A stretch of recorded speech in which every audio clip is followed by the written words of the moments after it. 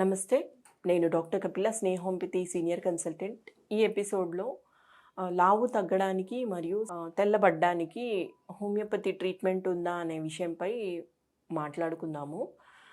లావు తగ్గడానికి లావు ఎందువల్ల వచ్చిన కారణాలు తెలుసుకోవాలండి.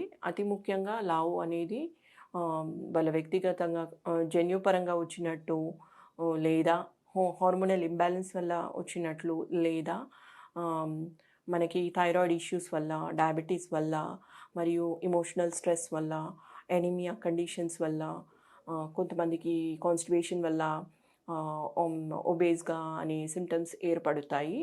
సో వాటి కారణాలు ఏవైనా ఉండొచ్చు. వాటిలో మన హోమియోపతి ట్రీట్మెంట్ ఖచ్చితంగా ఉందండి లావు తగ్గించడానికి.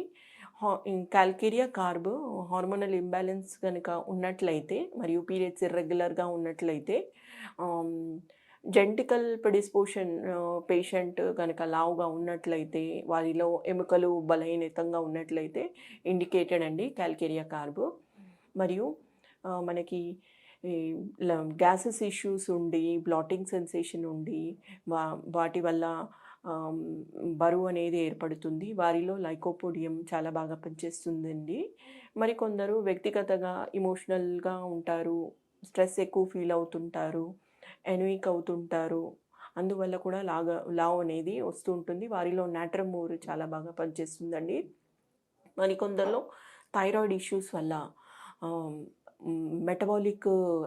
మెటబాలిజంలో ఇంబ్యాలెన్స్ ఉండడం వల్ల వారిలో ఫ్యూకస్ వెస్కులారిస్ అనే మెడిసిన్ చాలా బాగా పనిచేస్తుందండి.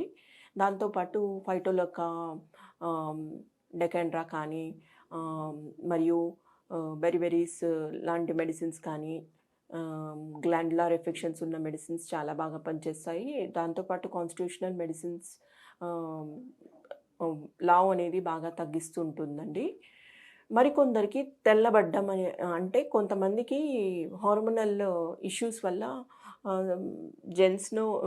పురుషుల్లో కానీ స్త్రీలలో కానీ ఫోర్ హెడ్లో సైడ్స్కి టెంపోరల్ రీజియన్ కానీ, ఫోర్ హెడ్కి కానీ, చీక్స్లో కానీ నల్లగా బొంగు అని అంటారు.